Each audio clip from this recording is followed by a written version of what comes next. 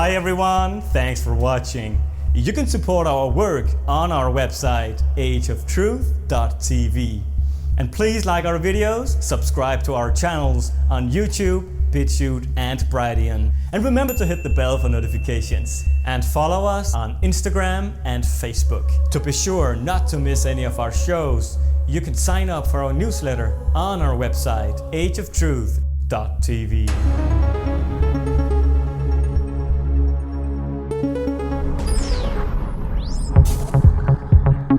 Hey Hello. Max, hello. You can hear me? Yeah. Great. How do I pronounce your name? Well, Lauge. Lauge? Okay. Yeah, exactly. That was actually pretty I good. grew up speaking a few languages, so. Thank you so much for coming on. Hello and welcome to this edition of Age of Truth TV. I'm Lucas Alexander in Copenhagen, Denmark. And our special guest today is a formidable American lady who's been through hell, literally.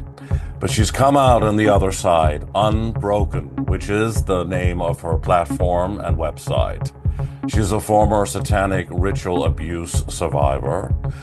She's a victim of mind control and child trafficking.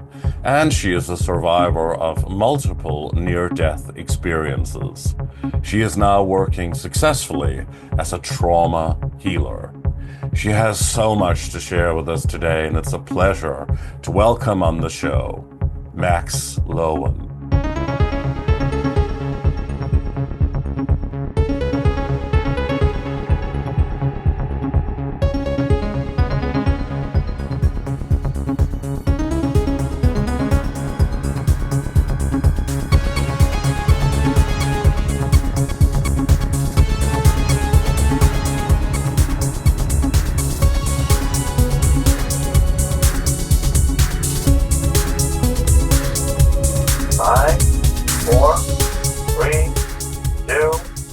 Good evening from Copenhagen, Denmark, and welcome to our viewers on Age of Truth TV. Please like our videos, subscribe to our channel, and hit the bell for notifications. We have an amazing show for you today with a formidable lady from Oregon joining us this morning at her end. And she has such a fascinating story as a former satanic ritual abuse survivor and a victim of mind control, child trafficking, and also a survivor of multiple near-death experiences. So it's such a privilege to welcome on the show Max Lowen. Hi, how are you, Max? I'm well, thank you for that nice introduction, and it's an honor to be here. Great. What a story and what a life you've had. You're now working as a trauma healer. And I did an introduction here where I said that in spite of the hell you lived through as a child, you sort of came out of it unbroken, but probably not totally. But that is the name of your platform and your website. And you're now working as a trauma healer, and you're doing great work with a lot of survivors and abuse victims, and we're going to get into that story as well. But obviously, first of all, we'd like to hear your backstory and how it all began. What happened to you as a child, as a satanic ritual abuse survivor? We've done a lot of shows on that, so please, take us through the first part of your life.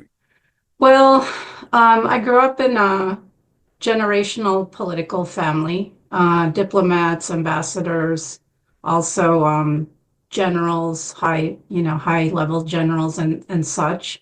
One side was American and one side was Italian, but even my parents grew up in this way. So myself, my parents, the generations have grown up in a lot of different countries around the world.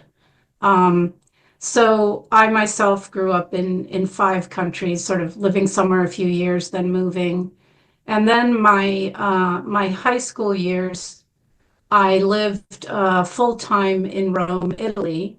I had always gone to Italy, no matter where I lived, every summer and every winter holidays. But when I was 14, Really, unfortunately for me, because of what happened to me, I was there full time at that time. When I was 18, I left and I came to the United States. Um, and at some point, I changed my name. So, I started over basically. I cut off all ties from the family that I have no contact with them at all. So you've no contact with your family and your mother. I've heard that she's still alive, right? Yes. And so your name Max is not like short for Maxine or something. No, no, it's a name that came to me in meditation to take, and so and my surname as well. So it's yeah, not at all the name I was given at birth. I wanted to you mentioned unbroken. I was very, very broken, and it doesn't mean that I haven't had to do a lot of work on myself, and I don't think that ever really ends. But part of the unbreaking was to cut off all ties, physical and energetic, with those people. And a lot of them also, like my mother, are victims.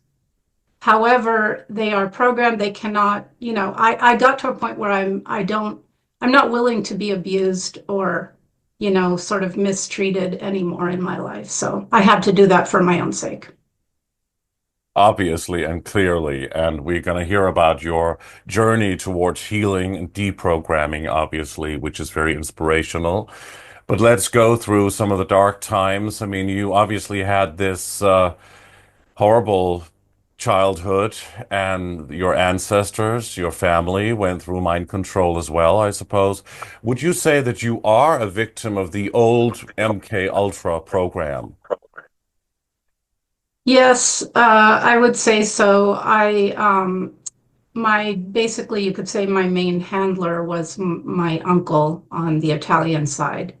And he ran a facility underground in the outskirts of Rome. This facility is just one of many that exist all over the world.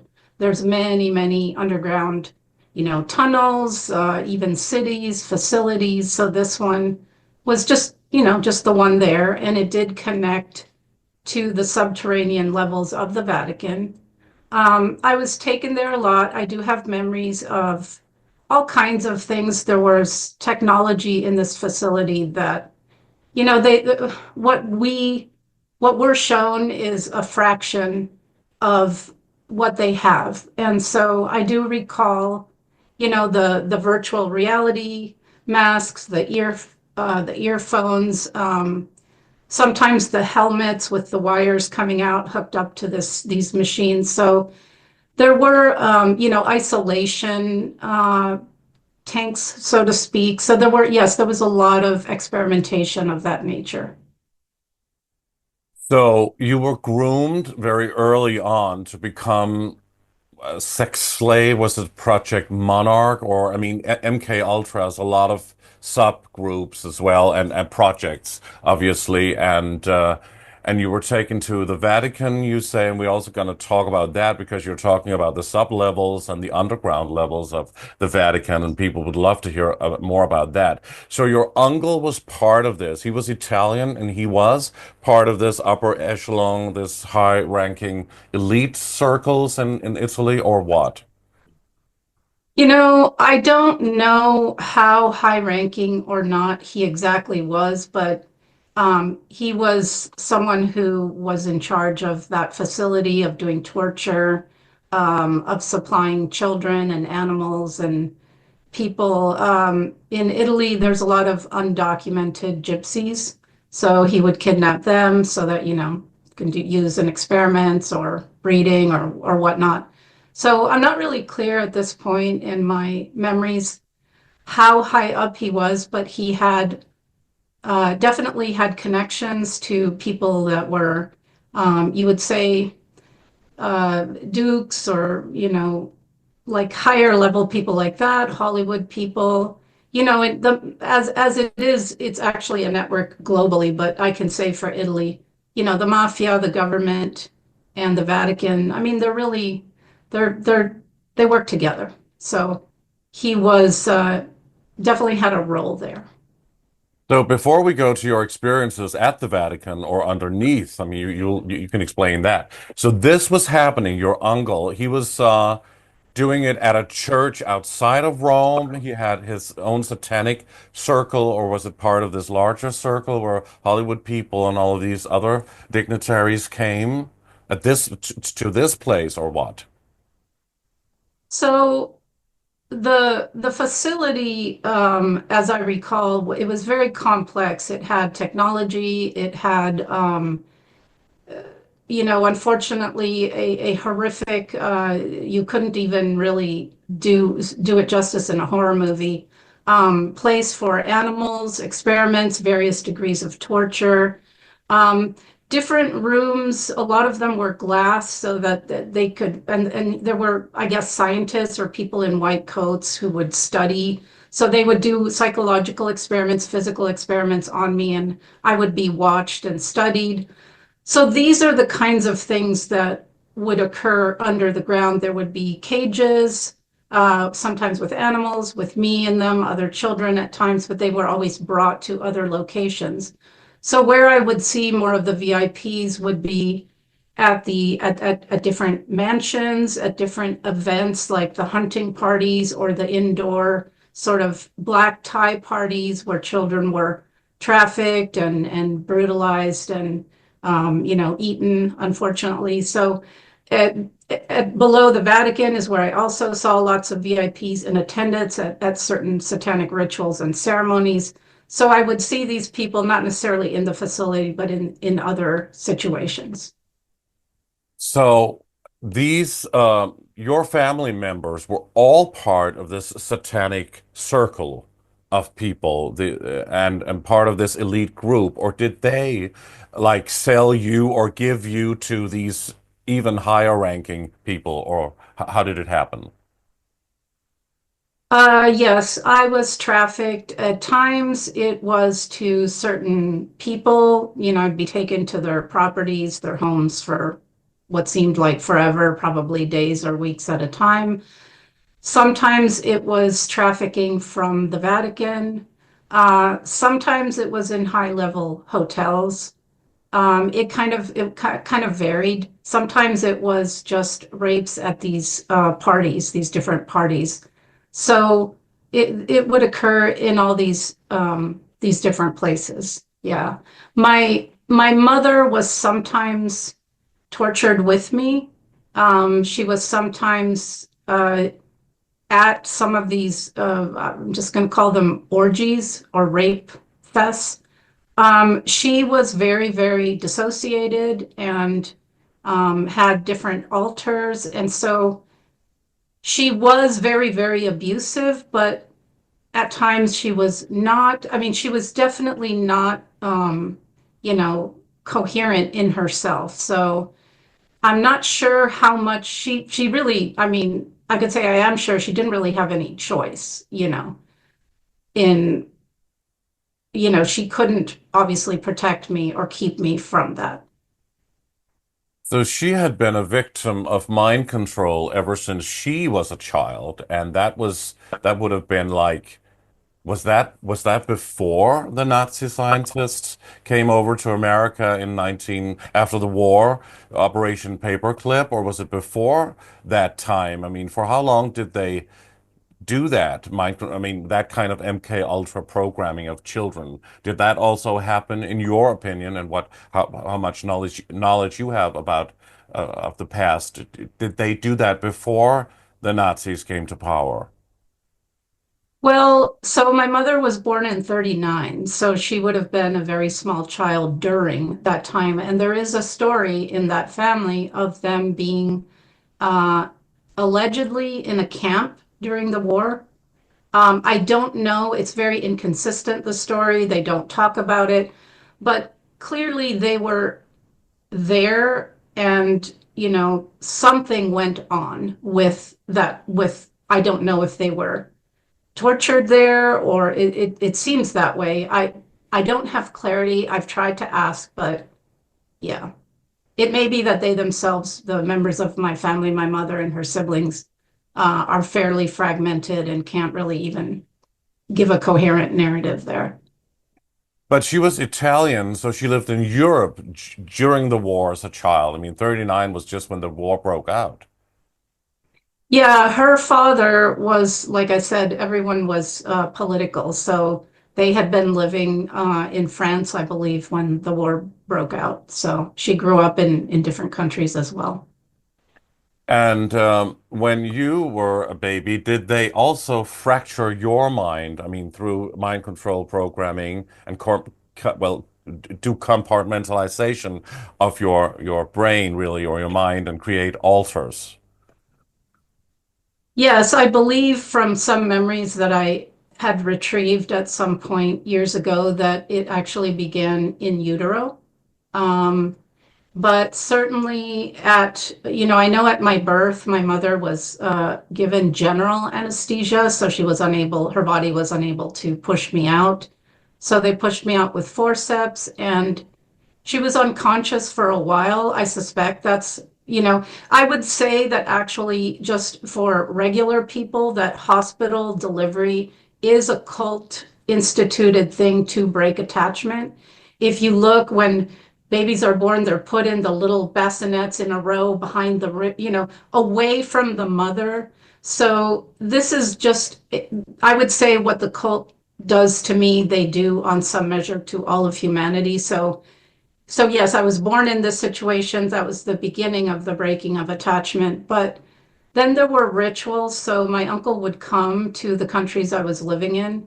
And I remember being in the crib and him doing a very specific ritual that involved, tying up my mother, lots of strobe lights, really intense sounds, spinning me by my ankle, shining lights on her with different masks on. So he tortured her and me to break whatever bond could have possibly formed. And my mother was indeed unable to be even a little bit maternal.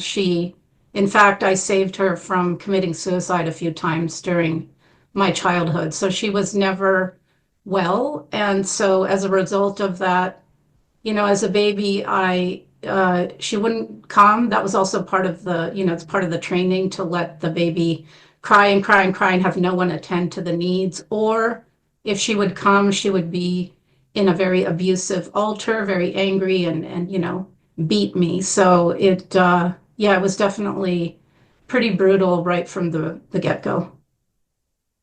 So didn't you receive any kind of love or empathy or maternal or affection or something from someone at all? At times my mother was seemingly more normal. She did, and who knows, if this was just her or this was part of the whole background training, but I was taken to, the operas and the symphonies and the ballets and the private schools and the horseback riding lessons and the skiing in the Alps and in the Andes. And so there was a part of my life that was sort of, I guess, had a lot of enriching aspects, but then inside the home, it was inconsistent. So at times she could be kind of loving, but I learned very, very, very well early on to read people because I had to judge whether she was going to be nice mommy or, psycho mommy. So it kind of varied. I also grew up with, in that lifestyle where I had nannies, I had household staff. So I did receive bits of love here and there, and particularly when I lived in Africa, I had uh, a nanny. I was from 3 to 5, who I still remember to this day, who loved me deeply, and so I did have some of it in pockets.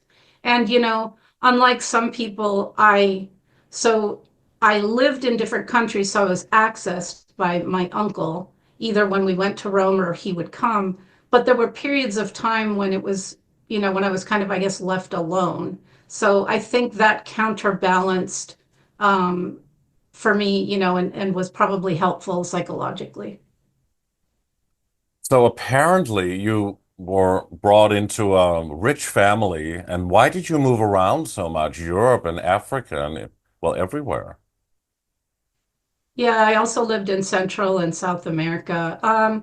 It was, my father was what you would call a diplomat, so people that work in the embassies. And as you probably know, because you're interviewing someone like myself, the State Department, the intelligence agencies, the militaries, they're all part and parcel of this cult. I mean, the CIA, I would say, is the biggest terrorist organization on the planet.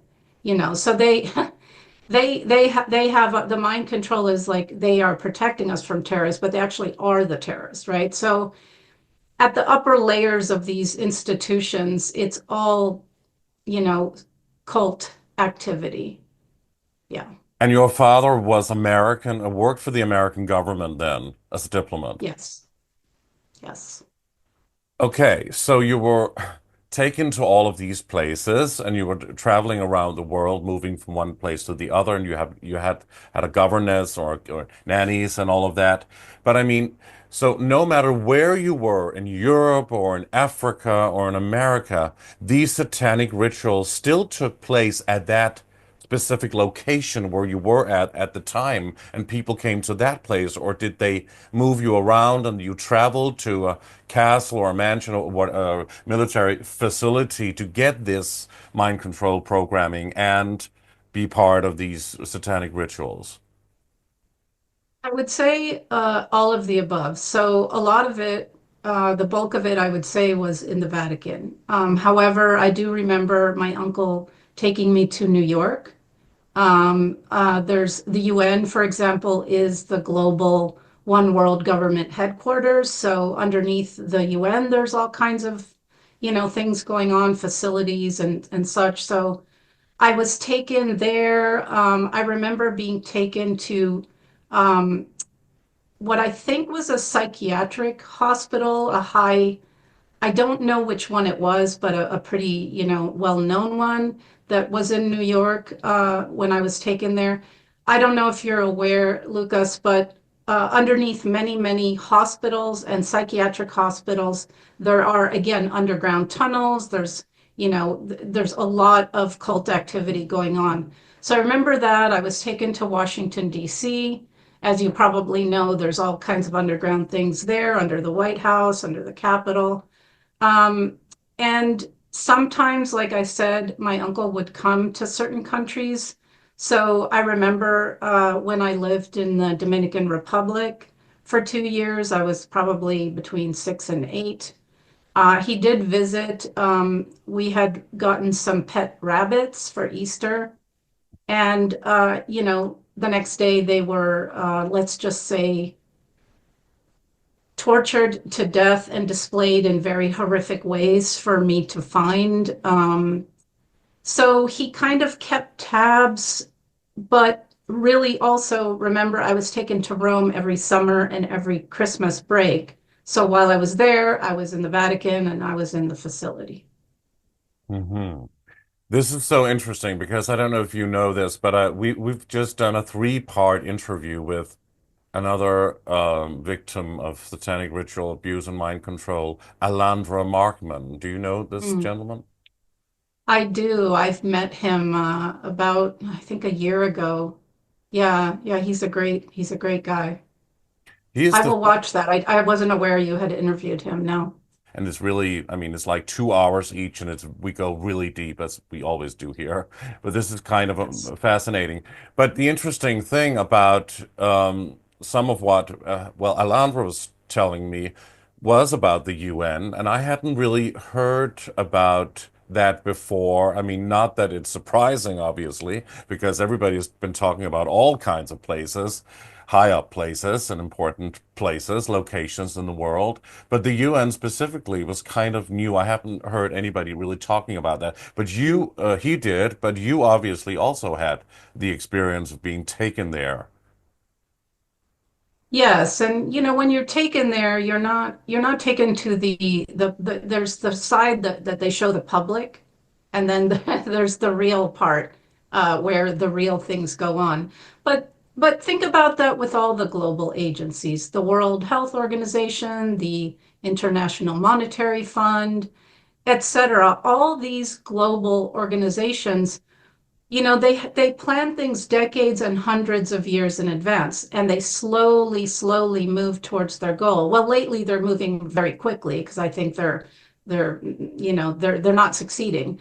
But they created all these agencies, and there's always some good reason that they create them. Oh, it's for this or it's for that, but it's all BS, right? So they have set these things in place in anticipation of their plan for the one world government, the global government, unelected, medical police state where everything is controlled, and, where humans have been through this latest jab, but not only with that, genetically modified. They want a very perfect transhuman slave race. So, they've always told people their agendas. It's been out there. Whether like Agenda 21, if you go read it, you will be horrified.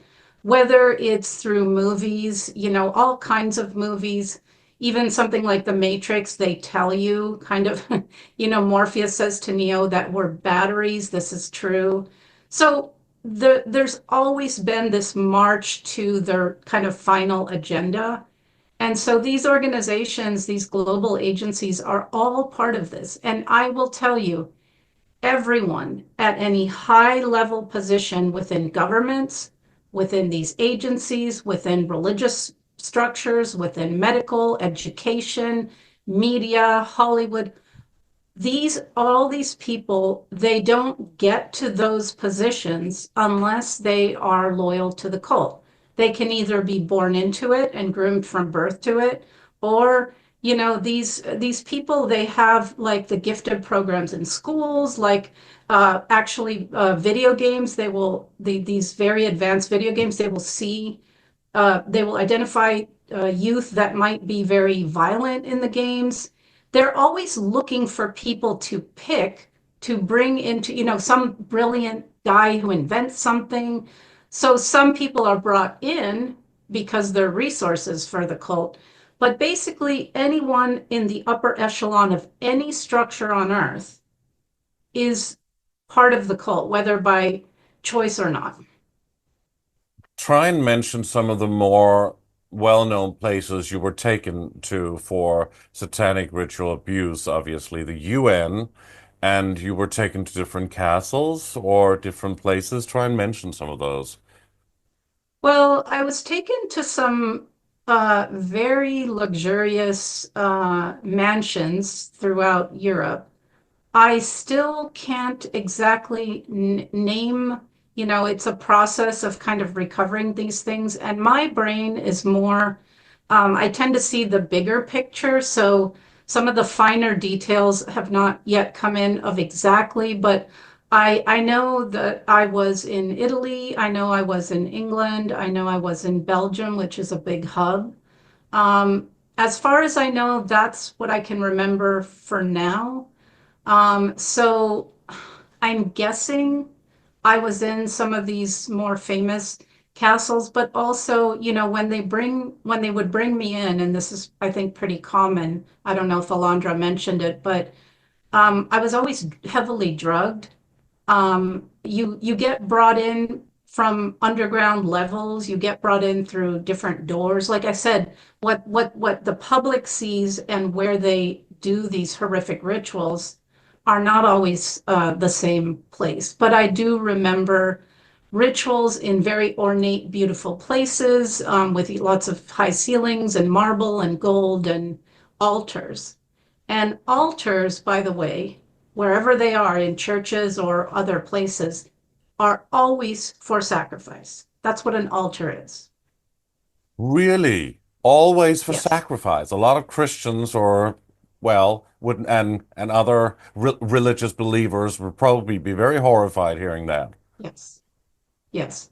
And look, I'm not, okay, there is a source, a creator, a true, this oneness and love, this true being.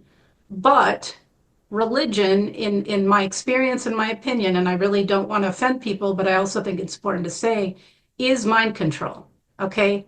God is not a noun. It is not something external to you that's human-like that you worship. And if you read the Bible, you will see things like the wrathful God, the jealous God, who demands your firstborn, who smites people. That isn't God. That is the opposite of God. Okay. So, case in point, the Vatican, I have direct experience there. They are supposedly a Catholic church, good Christians, but these different dark factions have different dark entities or astral beings that they are connected to. And for the Vatican, it's Lucifer. Okay. So they're truly Luciferian. You can see evidence of it if you have eyes to see, even in the parts of the Vatican that you can go into. And at those subterranean levels, I mean, they have a special room with a throne to Lucifer. And they have another room that I was taken to all the time with a nice big marble altar where I witnessed them sacrificing babies and children. So you claim that the Catholic priests and the Pope and the cardinals and those residing in the Vatican are really not Christians worshiping God and Jesus, but they are in fact Satanists. Is that all of them you're talking about here? No, no, it's not all of them. Like it's not all of anyone. Very good-hearted, good-intended people go into religion, they go into military, they go into the police, they go into all these. They do it with a good intent. So at the bottom levels, no, they're innocent and they're actually believe that this entity, for example, the Catholic Church, is something good. It's just at the top levels, right? And I believe I was 14. I was there once, I was drugged, but I heard them discussing that they were needing to kill the Pope. And a few days later, Pope John Paul I was dead. And then Pope John Paul II replaced him. So even at that level, that guy obviously was not doing what they wanted or was not, and if that's the case, then they get rid of people. So no, not everyone is part of this. And the hierarchy is very compartmentalized. So people even who do things, who obey orders in different parts of society, they do so believing they're doing something good, but they're not. And I would invite you to consider, for example, the ritual of communion. Okay. Now I witnessed children and babies being brutalized, so their adrenaline is high, then sacrificed, the blood collected, the blood drank, which is the adrenochrome, and I have witnessed babies served cooked at banquets as well.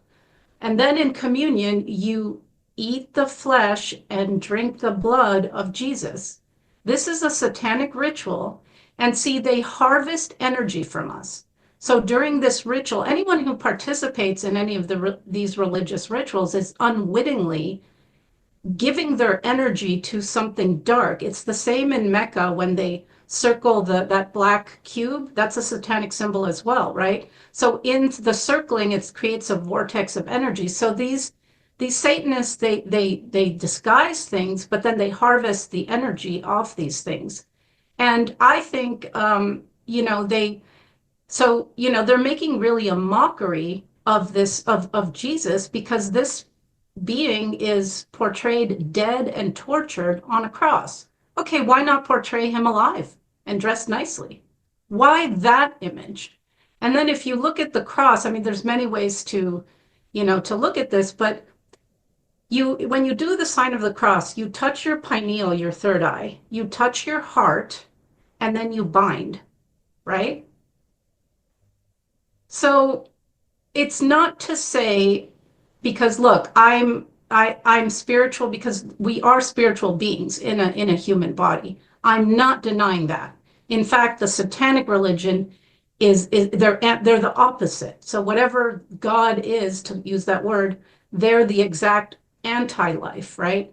So I'm not saying that that isn't real and that people shouldn't get together if that is something they want to do and celebrate that. But I'm saying that religion is designed literally to separate us from that divine connection.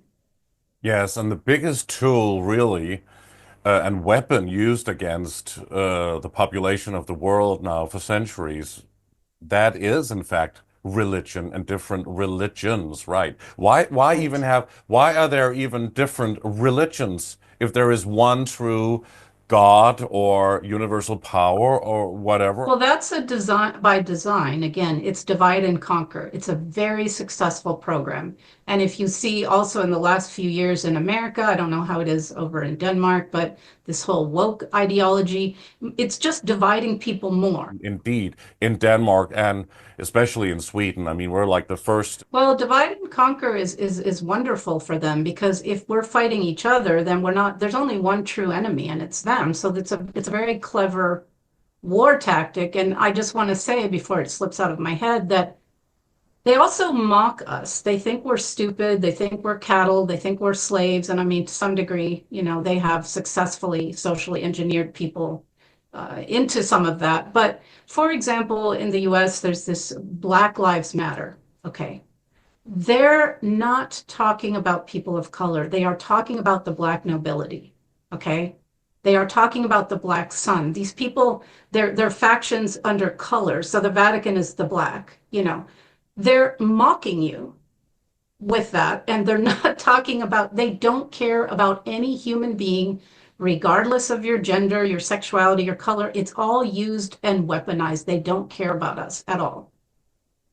That is so interesting. You say that the Black Lives Matter is really about the Black nobility and the Black hope and going in that direction there. Obviously, we know that Black Lives Matter were that was an orchestration again by I don't know the Club of Rome or Club of Budapest. George Soros funded and all that, Yes, right? yes, yes. So, I mean, before we get into all of that, which is very relevant for today, I mean, where in your childhood, where are we now? You talked about John Paul the First. We haven't heard too much about him. I kind of grew up with John Paul the Second, but this would have been like in the what, in the 60s or the 70s? It would have been the 70s. I believe it was 78 when he died. You can look it up. I'm not 100% clear, but I believe I was around 14. John Paul the First was only Pope for a very, very short time. It wasn't even a year.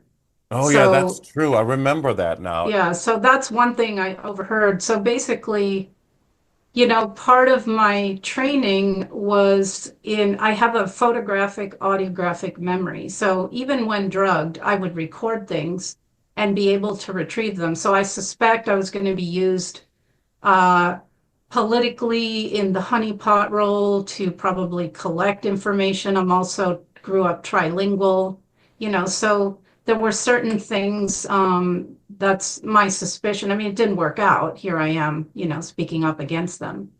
But I believe they take one's innate abilities and enhance them, but they can, through what we call trauma-based mind control, they have discovered that if you heavily traumatize an individual, they will fracture. They will have like, when you go into shock, it's like a blank slate. It's so they can program this alter to do anything they want. They can create super soldiers, they can create psychic assassins, they can create anything they want. And then that's a part and an alter of the person. And so the front personality will have no awareness of that.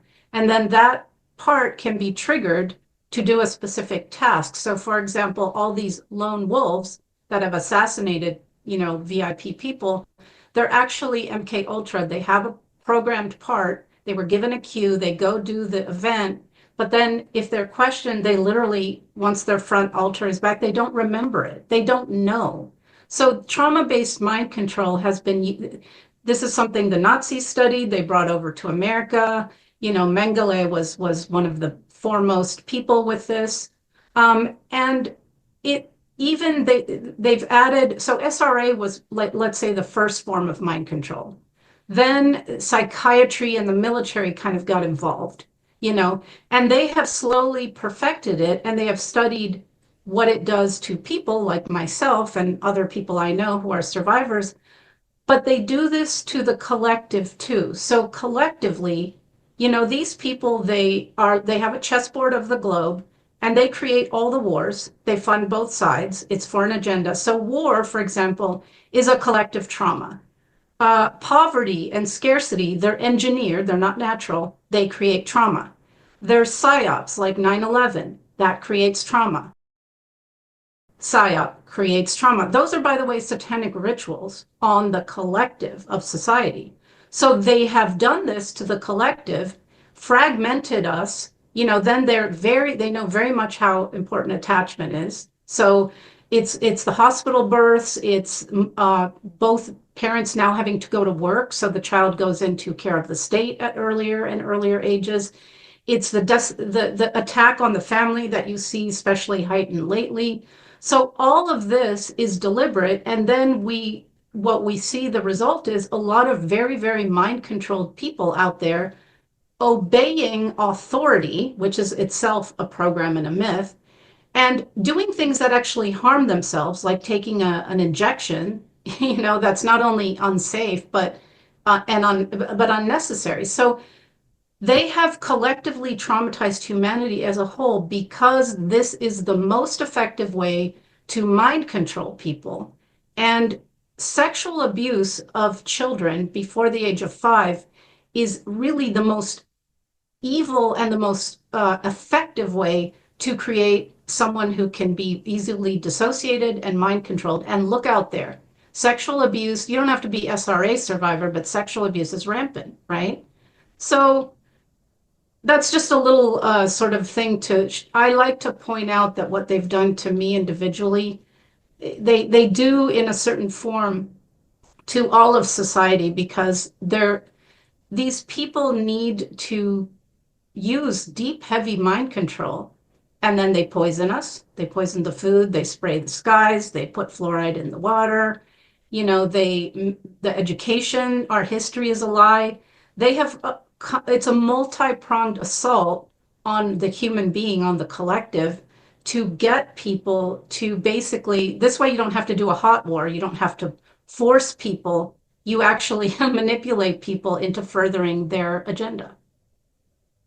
Yes, absolutely true. So, but you were sort of programmed to be like a spy for espionage or something. You had this photographic memory. Does that mean that if you like looked at a book for a few seconds or a few moments, then you already knew what was on the page and you could remember it? Yeah, so when I went to university and a couple of graduate degrees, and I didn't really have to study much. Like you said, I could read the book and just sort of take in. So what would happen is if there was a question on a test, I could visualize the page and almost like reread it to myself. And when I was young in my 20s, I part of the abuse and the trauma made me quite dissociated, and it was actually terrifying to just have normal conversations with people. So I would dissociate. And then what saved me is that I was able to record the conversation. So later I could sort of realize what someone had said to me. Yeah. So it's audiographic too, and it's a trauma thing as well. Like, you know, what people would say to me like, "Oh, I can't find I don't know, my blue shoe." And I would say, "Oh, it's in this closet behind a bag under the corner." Because it's also a trauma thing where you have to be hyper aware of everything in your surroundings for survival. So it kind of comes, I think, also with just experiencing a lot of trauma. So you were fragmented and split into many personalities. Do you know how many? Um,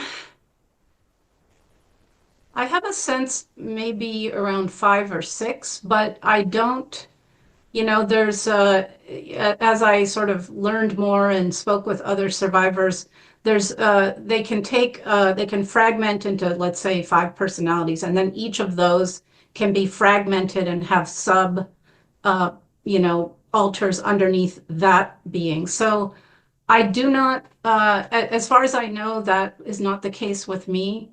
So it was just maybe a handful of different personalities, and it's quite interesting. I think on some level, dissociation is normal, right? Like you're in a classroom, you're listening to a professor drone on, and then you suddenly come into awareness that you've missed half the lecture, right? That's a form of dissociation.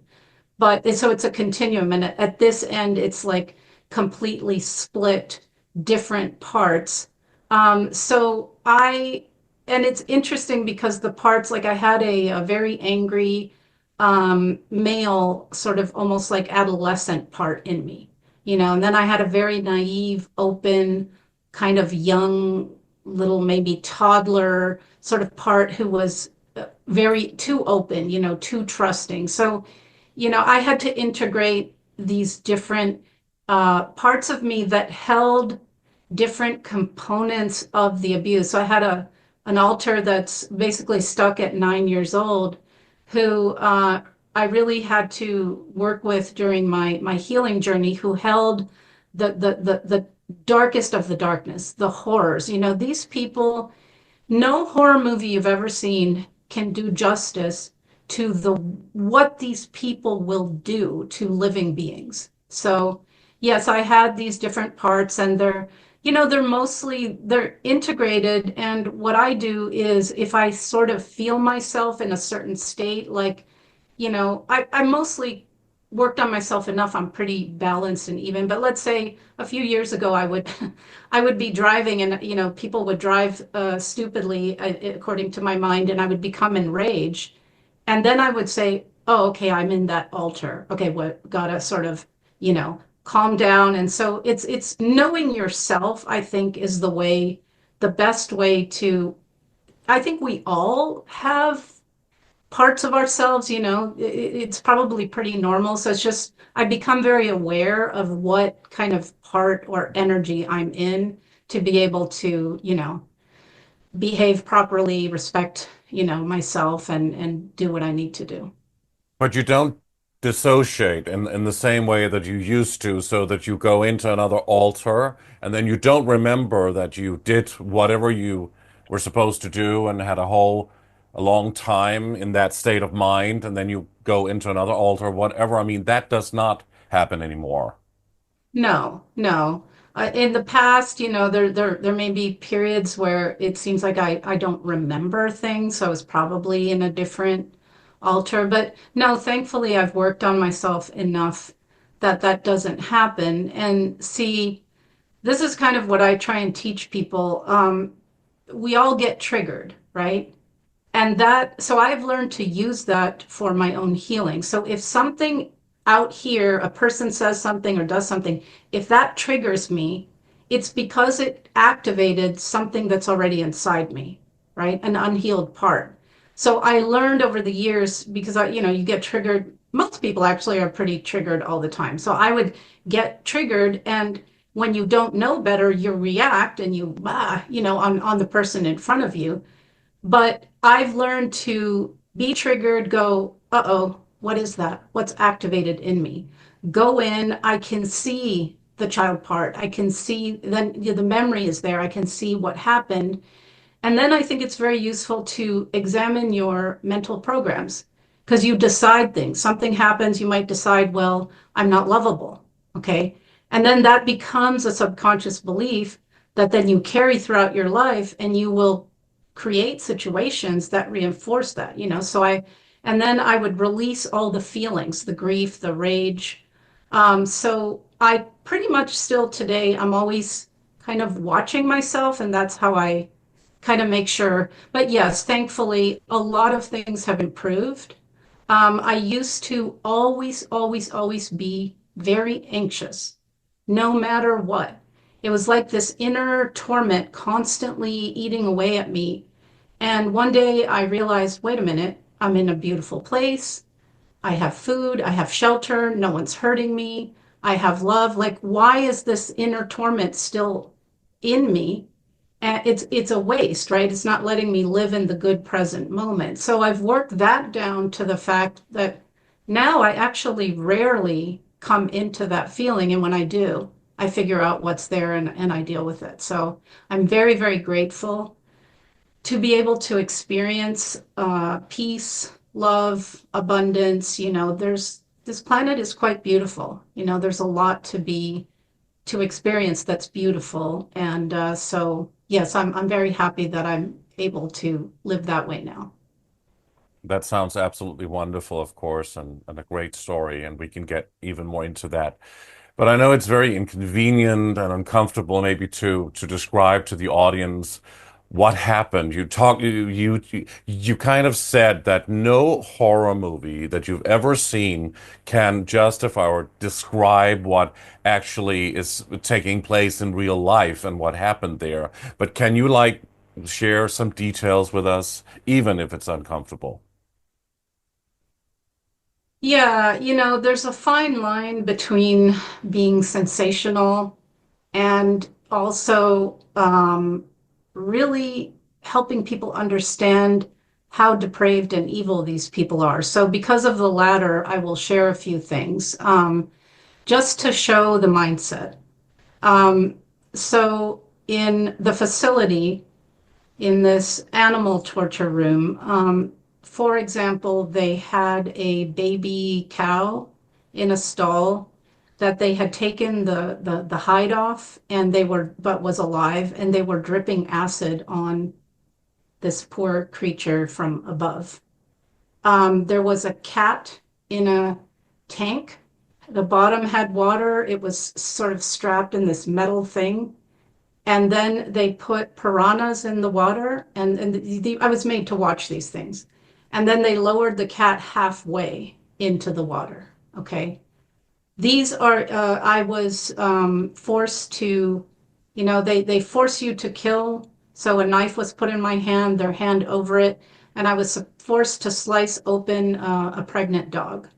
Um, I still today confess that I get very, very emotional when I see any animal in distress. It's very difficult for me because of that.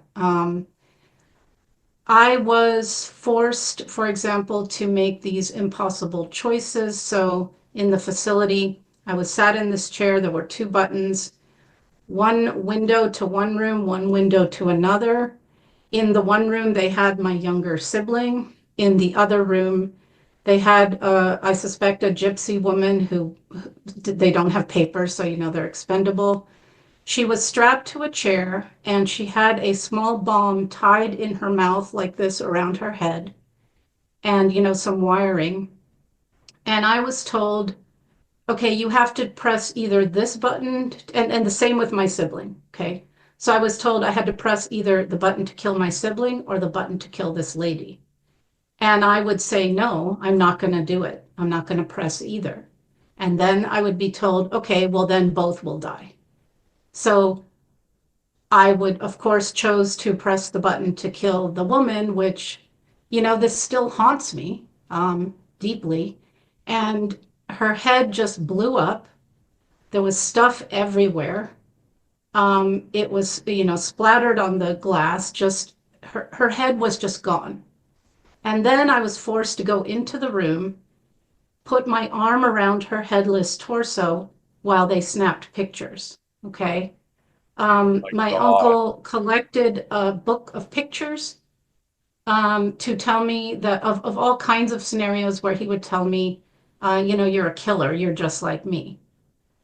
So these are some of the things. I was tied to a mock cross inside the facility also with rope. And when you're in this position, you it's hard to breathe. It asphyxiates. And so if I stood on my tippy toes, I could breathe, but if I didn't, I would start choking. And I was left there all night with animals in a semicircle of makeshift crosses in front of me, nailed to these crosses alive. And because they found out that my empathy was so big that this would be the worst torture for me. And so throughout the night, and whenever I would fall asleep, I would suffocate, I would wake up. Things of this nature would be inside the facility. Then, of course, underneath the Vatican, horrible brutalization of children and then cutting them open, with this ceremonial knife and drinking their blood. Seeing cooked babies being forced to eat pieces of other humans. Um, Were you also forced to eat that? yes, yes, and to drink blood as well. Yes. I vomited and then was forced to eat my vomit. Um, Oh my I've God. seen people skinned alive. They will kill in the most slowly, most agonizing manner humanly possible. I was myself, raped in every way, sometimes with crosses. And this is I will say this for their depravity. I have seen where they will create wounds in in this case it was children, and then rape the wound. Okay. I have seen them impale babies alive on a sword and swing it around, laughing, and in these parties where there are drugs, there's cocaine, there's alcohol, there's orgies, and there's brutalization. Even with the hunting parties where you go outside and we were supposed to run and hide. Even the deep terror of being hunted and knowing that, somebody was going to be killed and probably eaten at the end of the evening. This is their world. This is their world. These people are evil. They are dark. If there is, there's this source of life force of light and love, and they are the anti of that. Okay. So they want, and this is, I think, why they will rape infants, okay? An infant. These people, this is who these people are. So I think I'll leave it there. I think that's probably horrific enough for you. But this is real. This is things I've seen and unfortunately, had to experience. It's extremely important to address this and talk about it. We've talked about it a lot before on this channel because it's important to get everything out in the light. And I think there's this great saying that darkness is an absence of light, right? And Yes. so we have to really put the spotlight into even the darkest corners here in order for people to understand what is she talking about? How horrific was it? Well, I mean, not that it's to be sensationalist, but it is really you cannot even imagine what you've just said, what you've just described. If you don't know it, if you don't hear it, oh, something happened. Well, we don't know what it is. But this is like what you're talking about, which is absolutely horrendous, obviously. I mean, it's so gruesome, really. Yeah. Yeah, there's really no word for it.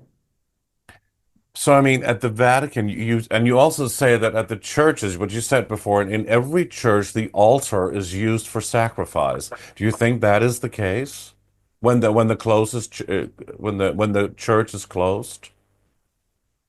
I mean, mostly the where I was taken and saw sacrifices was an altar in the subterranean level. So maybe I have not seen anything on the altar in the main part of the Vatican, but the purpose of altars is for sacrifice. And I have a friend who's a survivor of the Mormon church, and, she describes something very similar. Underneath is where they have these special altars where they sacrifice mostly children, but, sometimes adults, animals. It really depends. So that's also satanic.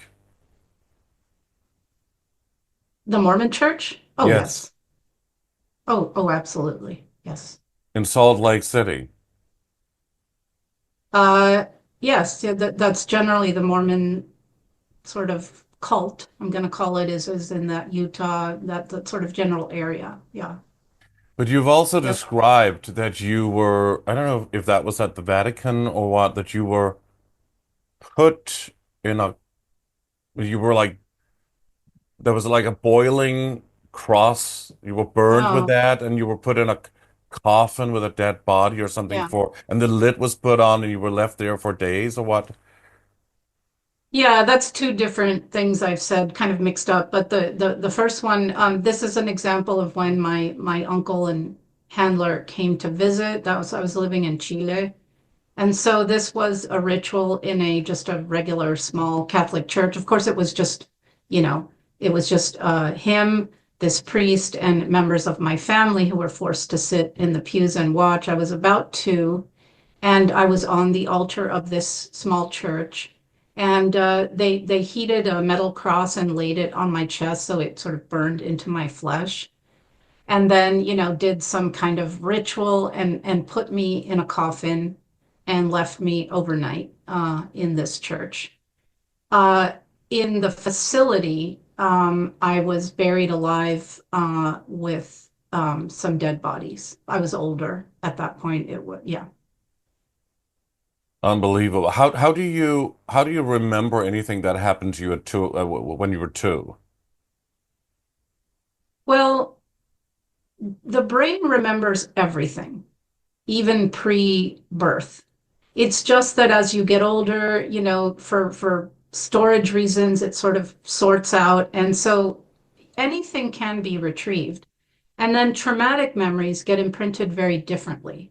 So a normal memory, it goes in, short-term memory, long-term, then storage. But a traumatic memory, it's almost like when you like brand an animal, with that heat, it's seared in and it doesn't get processed and packaged and put away. So it always exists almost like raw and live, which is what a flashback is. It's something triggers that memory and the person relives the situation, which is why it's important to do the work and process those traumatic memories so they're not live. So that the memories, the way they're imprinted, they're more accessible. And it was a combination, when I did my therapy, my system was just everybody's different, but my system was ready to just explode out with all the things. So I was having nightmares that were literal memories. I was waking up sweating and screaming. And then I was having these flashbacks and these memories just come back during the day.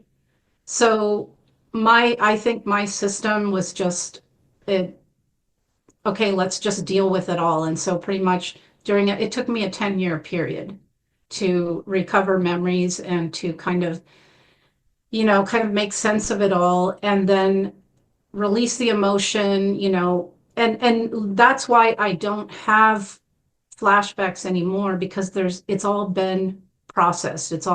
But yes, you can retrieve memories from birth, from in utero, from any age. It really depends. I mean, generally speaking, we don't remember before 4, but it's all in there.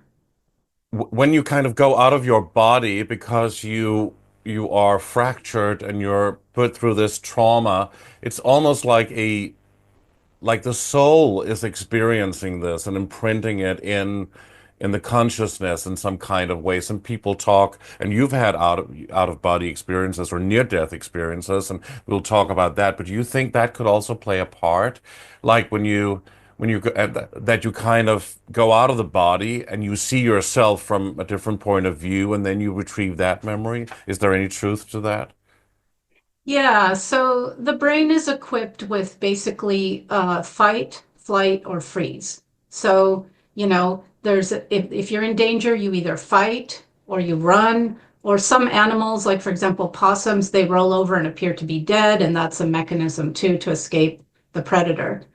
But what happens when neither of those is available and when the danger is chronic? It's every day, it's several times a day. So then the way that the brain copes is to leave. So your consciousness leaves your body. It's also protective, like you actually secrete natural opiates in a situation of abuse. So your consciousness is no longer in the body. It's kind of a kindness. So you don't really, it's so brutal, so you kind of experience it a little less. So it's our consciousness. And our consciousness, by the way, this is something they've dumbed us down to not know. We can travel in different dimensions and different realms with our consciousness, but leaving our body behind, right? So that would be an example of the consciousness literally leaving the body. It's still tethered to it, but leaving it during a situation that's impossible. And it's really for survival. The brain in this human biological stunning vessel, stunning technology, will do whatever it takes to survive. So, and that's why also because your senses are heightened, right? That maybe a lot of you SRA survivors remember things that, regular people would not ever. Those memories would not be retrieved in, for them, things that happened when they were just infants or 2 years of age. Well, to survive when you're 2 years of age and you have, like, for example, just that one ritual I described, you have to dissociate it and put it away. So I'm old enough to remember when libraries had these little card catalog drawers that you pulled out and you got to find the book.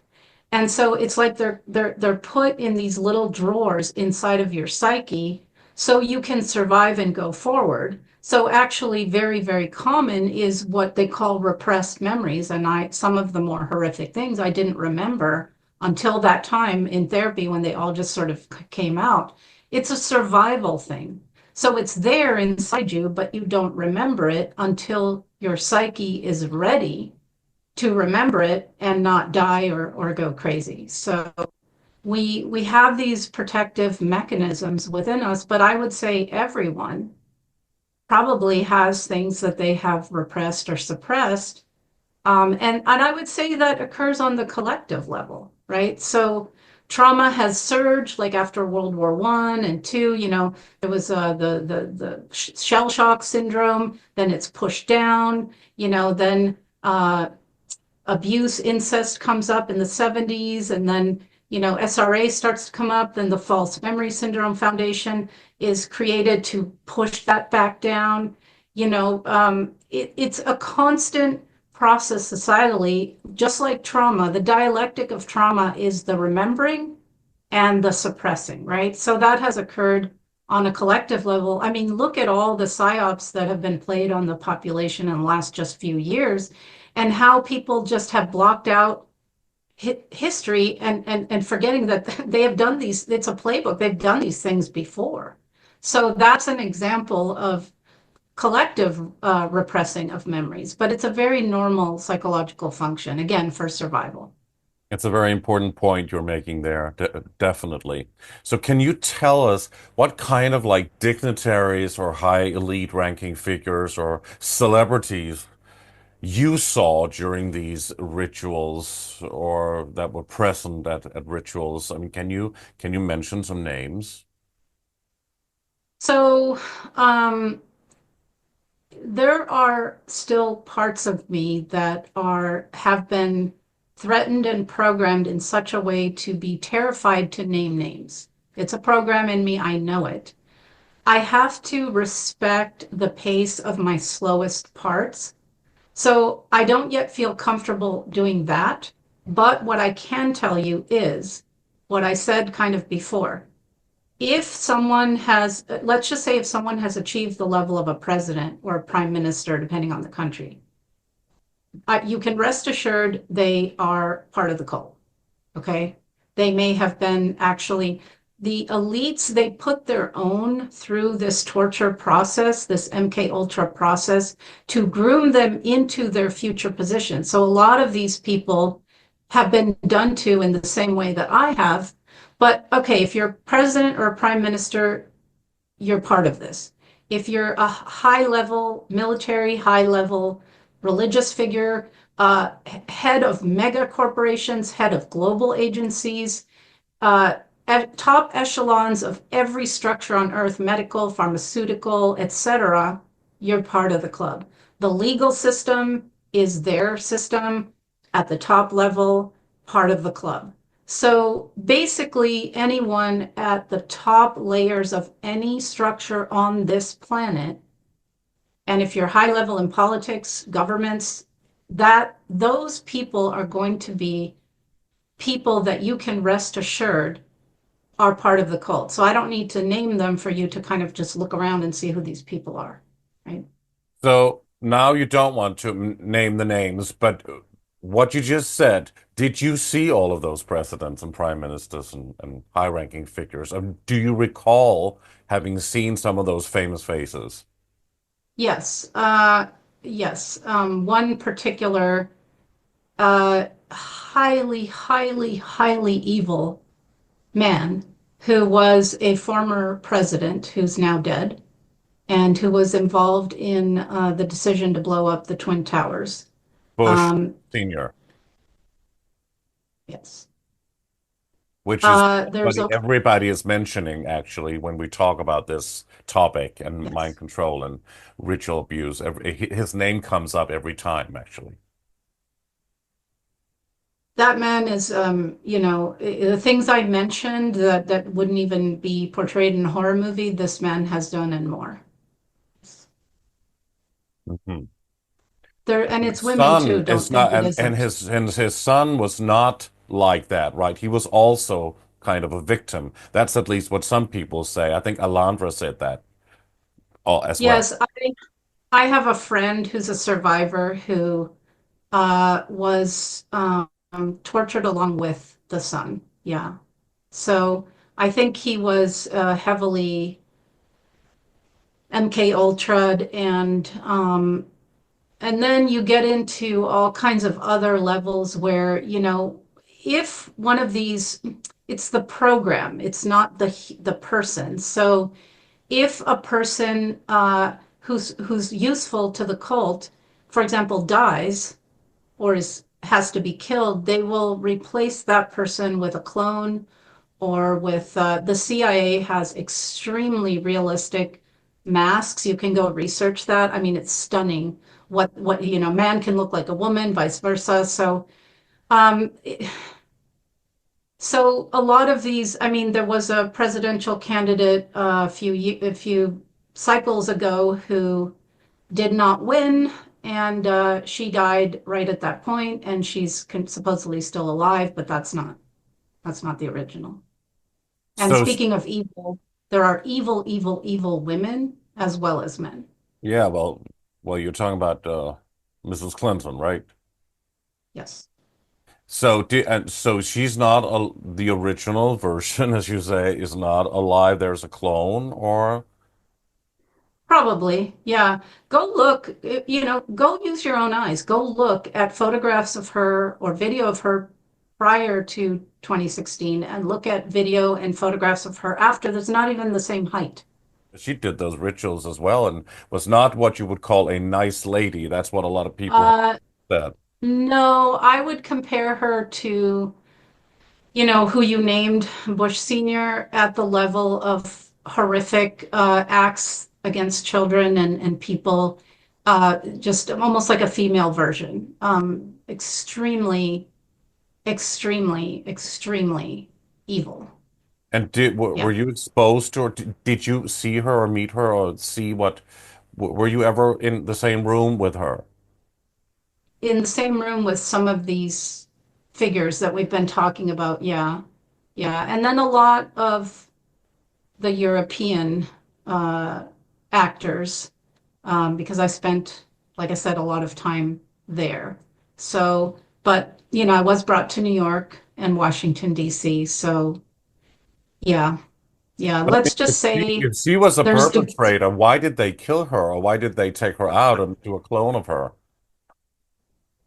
oh, she may have just died naturally. When they die naturally, they are replaced. If they need them to continue. So, for example, the still president of the United States, I believe, died shortly after inauguration, and I don't think that thing that has been speaking is the original. There's certainly something quite awkward going on there, right? You can look and you can see. It's if you have eyes to see, it's all out there, and then they tell you in different ways. So yeah, and so that's interesting to me, speaking of that guy, because you know whoever is is orchestrating. These people are puppets. They play their roles, right? So one of the things that I did over here and that I have been observing happening is this plan to destroy the United States of America. It's been going on for decades. The superpower was going to be moved to China, to Asia. I've lived in the United States since 1982, and I've witnessed manufacturing and production, everything moved over to Asia in preparation. So the people, the puppets, the presidents, okay, they have no power. They are told what to do. They're actors. They're no different than Hollywood, maybe a little less attractive, but they're equally actors, and they're going to play the script that they're told. And I believe one of this guy's was to kind of really hasten the decline of the United States, which has been happening. I mean, the United States was famous for having a middle class, and I wouldn't say that's the case anymore. It's, I mean, they go after, don't get me wrong, every nation in the world, but like I said, it's a chessboard. Okay, we'll move this here. We'll take this down. So it's just important for people to know that, and the two political parties that exist in the United States, for example, they're just different factions of the cult. So the one that's going to come in is no savior and no better. It's just, it could be that the program was to make this one, the current one, look really stupid and senile, and then have this one ride in on a white horse, like, oh, I'm going to save America. It's all a show, okay? These people they're a death cult. Their job, they want to destroy, to kill, to maim, and they follow their orders, and they're not for humanity. The structures of government are not for humanity. Okay, I speak a few languages. I studied Latin, so I listened to words. You know, mente is mind, and gubernare is to rule. So essentially government means mind control.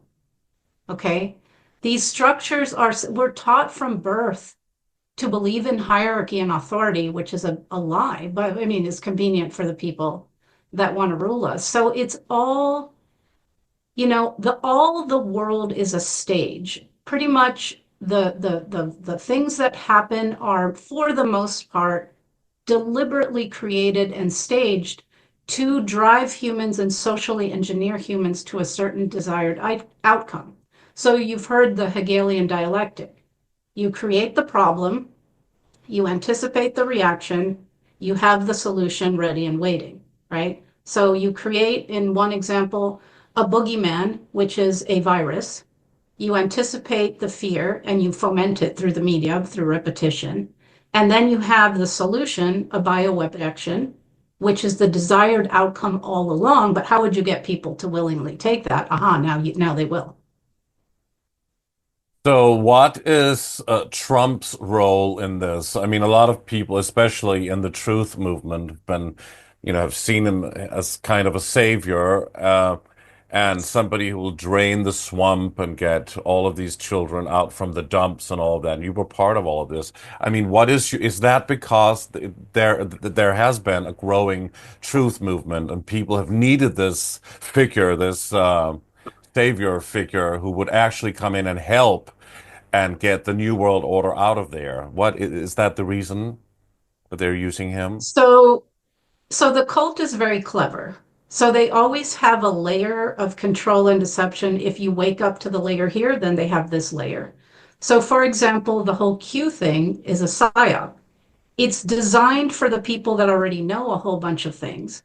So they will say those things because, well, this group already knows it. And the group that doesn't will consider it a conspiracy theory and ignore it anyway. So they're safe. So then they always have a trap or a twist. So in this case, it's trust the plan. Somebody else is going to come and do it for you. So it sidelines people who might otherwise actually rise up and fight the cult or do something good or go rescue the children or whatnot. So no, this guy he's not going to save any children, and he's not going to do that. That's, the perception, and it's sad because a lot of really good patriotic people, and I would say that the people on the right in America, the conservatives, are more awake. The liberals are like completely hopelessly brainwash. But yet they have captured them into putting their energy behind one of their own who they believe is going to fix everything and change it. Well, if this guy was going to so-called drain the swamp, didn't he have 4 years to do that? I didn't see any draining, you know. And then look at who he's selecting to be his cabinet. I mean, talk about swampy creatures. I mean, so you've just got to look and see what's going on. But people will, because they have put their energy and their faith in this person as a savior, then they will overlook things. So I've heard people say, "Oh, well, it's just he's playing a chess match, so he kind of does the wrong thing to eventually do the right." No, no, trust what you see. And psychologically, this is a cult program. Okay, the savior program is big. It's in religion. The New Age movement is satanically created. In the New Age, it's the Pleiadians that are going to come save us in their ships. Or it's an ex-president, or this is very disempowering because if you have a savior, guess what you are? A victim. Okay? They want us in victim consciousness. That's been heavily pushed through the woke program. So, no, there are no saviors. The task here, in my opinion, is that we as a humanity are in childhood and we have to grow up. We have to save ourselves. And the way you do that is you start in here. You start doing your inner work. You start integrating yourself from all the fragmented parts, which we all have. When you do that, you rise in your consciousness, in your power, and it's all about consciousness. When you then find out the truth, that's why I have my own show, Unbroken, where I interview people, and I want to put out the truth because the truth is a certain frequency, right? So once you do your inner work and then you know the outer situation, you're now impervious to that mind control matrix that they have us all under, no matter how much they try. And if a certain number of people are whole and healed and know the truth, they're done because they operate with secrecy and deception. And here's a really important point, Lucas. These people, because they have severed themselves from the true creator, from source, they don't have that organic life force energy going through them. They have no creativity. So they have to use us and our energy and our creativity to create through us this hell on earth reality that we currently inhabit. When we withdraw consent and compliance for that, they cannot continue to do it. In fact, we can create something different and better. So yes, they control all the structures, but we can create new ones. So it's not even about fighting them. It's about unplugging from that and going in a new direction. But yes, they use us. So that's part of all these psyops, is to keep harvesting our energy. So imagine how much energy this individual who's won the election here in America now has behind him. So he will implement the New World Order and UN Agenda 21, UN Agenda 2030 further. I mean, he will further their goal and that ambition to have total control. Yes, he will just further it because people pushed back to a degree to the way that it was being implemented. They're going to change the dance, okay, if salsa wasn't working, let's go to tango because then we can, so it'll still be implemented, and the Musk character is quite an evil, demonic guy himself.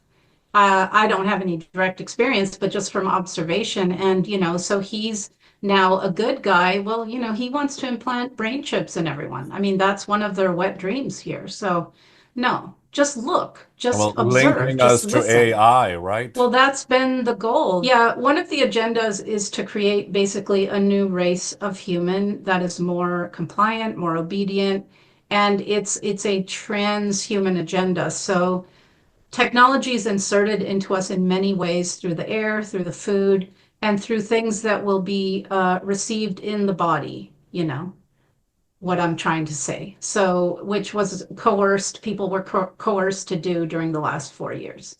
But there are different delivery mechanisms, but that is an agenda. And you can see it.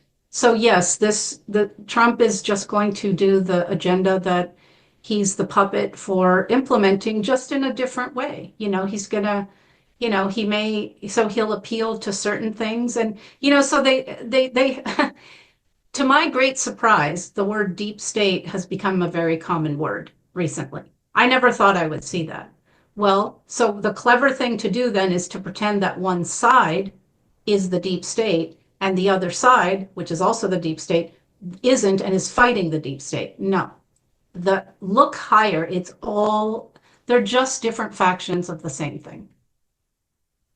So explain the New World Order agenda, including Agenda 21 and their goals. I mean, do you think that they have reached most of their goals by now to have full control over humanity, the financial world, the collective consciousness? Or, I mean, will they be successful? Will we see the day soon where they will have total control? Or do they have it already? Well, let's just say we've gotten to the absolute brink. I mean, it's a lot of it has been implemented successfully. You see the mind control, you see, the agenda, the four horsemen of the apocalypse, right? So you can see very clearly they're trying to take down the global food supply. They have created the plague part of the apocalypse, the war, the death. People have accepted, because it's slow social engineering. So like after 9/11, the TSA was formed. So now people are used to being groped and taking off your shoes and going through radiation machines. And, it's really, when you look a few decades ago and how it is today, you can see, yes, it has been quite successful. They have implemented an increasing level of tolerance among people for losing their freedoms, being mind controlled, etc. On the other hand, I would say, and maybe this is hopeful on my part, but I do believe they will not succeed.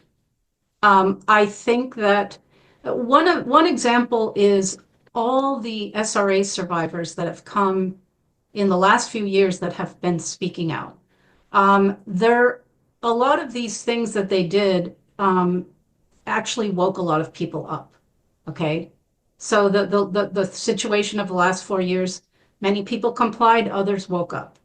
So I think they're a little bit frantic. They're running out of time and they're making a lot of mistakes. So I think, and that's why they've always done the drip, drip, drip, slow method, because that's successful. So I think, no, they will not succeed because too many people are waking up. A whole group, was already awake. And this is kind of gets into a whole nother area, but the top level of the pyramid were not human, okay? And they were very, very dark from the lower astral entities that ran this planet. My feeling is that the level of consciousness that exists now, and we have assist from we go in cycles on Earth. So there's been a dark cycle and we're entering a light cycle. So a lot of factors have contributed to much more light and consciousness being here on this planet. And the people at the very tippy top, they're not here anymore. They can't live in this environment. It's too, as dark as it is to us, it's too light for them. So I believe that the reason we're seeing so much failure and chaos is because the lower level minions are now running the show. So I think that the top people perhaps are no longer here. It's just my sense. I also feel, and I have a dear friend, a survivor, who feels the same. Sometimes I felt them leaving. It's like a shrieking, like, I don't even know how to explain it, but my sense is it's only a matter of time. And what could change this the fastest is when humans stop complying with the evil and executing. Bill Gates doesn't fly around in an airplane spraying chemtrails on. Some pilot is doing that, right? They don't go to the fight in their wars. Other people do it for them. They don't go assassinate people. Somebody does that for them. So when human beings stop doing their dirty work for them and complying and obeying, this can go very, very quickly, because I think we're at a point where they're losing control, but the other half of the equation is us, right? So I would say we're living in most extraordinary times on this planet. I would say many of us incarnated to be part of the light and the solution. And I think in your and my lifetime, we're going to see some major changes. I think they're already have it. The cat is out of the bag, as they say in American, and I don't think they can put it back in.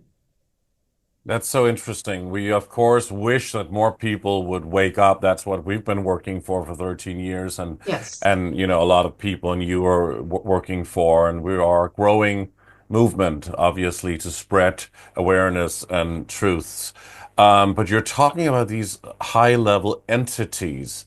Are you talking about archons, demons, jinn? I mean, that those interdimensional beings. Or are you talking about extraterrestrial beings like reptilians and what we've heard of for years? Many people have talked about this. I mean, can you address some of that? And did you witness some of those things? Did you see like shape-shifting at satanic rituals? Many survivors have talked about this. I have witnessed it, primarily the shapeshifting of reptilian or Draco reptilian. Have you So seen that? there's You have seen it. I have seen I've seen it in the sense of you know, they use a lot of, there's different levels. There's different reptilians. That's a whole nother story. There's some that were originally on this planet. There's some that are not negative, but everything is not black and white. But the negative ones, yes, they exist as actual beings. They're much bigger and taller. In this universe, the kind of form is kind of the form we have, but it can look very different. It can be like a reptilian looking human, or a feline looking human, or an insectoid looking human. So there's actual, and then there's there's hybrids, and they can pose as humans. So what you and I see is a human, but sometimes it glitches. Sometimes in situations of high stress, they can't keep it, that image, and so you can sort of see. So that's what I've seen, like the glitching and the sort of reptilian face under the human face. I did see a small gray dead in my uncle's facility once in the morgue. Um, I know. So basically, yes. So there's the non-corporeal. There's these dark astral entities. So there's many. So Lucifer is one of them, right? And so Lucifer would have certain bloodline family lineages that were Luciferian. But there's other dark entities. There's like Lilith, or there's uh, this other race of human called the Abraxas.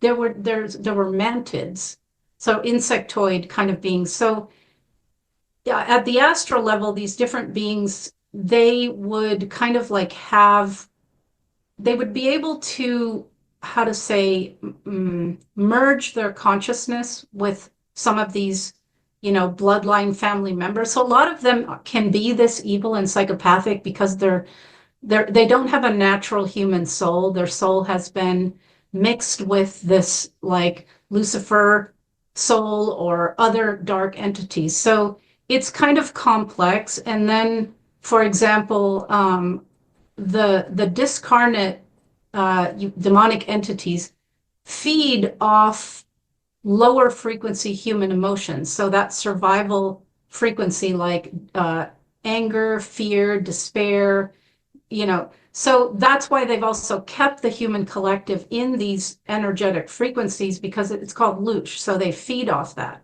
They also feed, literally, some of these people, like I said, off human flesh. So there's all these complicated layers of it. But yes, this planet had been sort of, probably because it was a dark cycle, um, leaning, the dark. I think this planet was set up as a balance between light and dark to kind of give people free will choice and see what would happen. But the dark doesn't play by the rules. So I think it became very, very dark and completely unbalanced. But the cycle now is a light age, and I think not only is the light has enhanced, but I think maybe this experiment is done, and who knows? I feel that, and there's evidence that we've entered a golden age. So I can't tell you what that will look like, but I am optimistic that they've had this incredible unfair advantage over us. I mean, not just with the mind control and the poisoning and the EMF frequencies and whatnot, and the miseducation, but also because these dark astral entities that I've just mentioned have been able to enhance and help these hybrid humans that are the elites. They have more resources, they have more awareness. They have occult, which just means hidden knowledge about how we operate. And despite all this is the strength and the resilience and the kind of amazing, godlike quality of the human being. Like, despite all that, we're still here. We're So still talk here. about these entities like archons or demons. Do they like inhabit the reptilian alien race? And then the reptilian alien race can shapeshift to look like humans? Or do they have a soul themselves, these reptilians, or do the archons work? Because the archons are not physical, right? They only take physical form when they go into a body or a vessel of some sort. Am I right? Yeah, and the non-corporeal ones can go into people's bodies. Mostly in the higher echelons, they are invited in via rituals, which involve sacrifice and torture, because that's the energy it's almost like it opens some kind of an energetic portal they can inhabit the body. I do believe the reptilians have a soul, and I think that, you know, we we have a choice always. We ourselves can decide to be on the dark side or on the light side. And with a lot of trauma, let's just say the wounding of the trauma is like holes in you have the physical body, but you have all these other etheric bodies, right? Astral bodies. It can tear holes in those when you don't heal yourself of your trauma.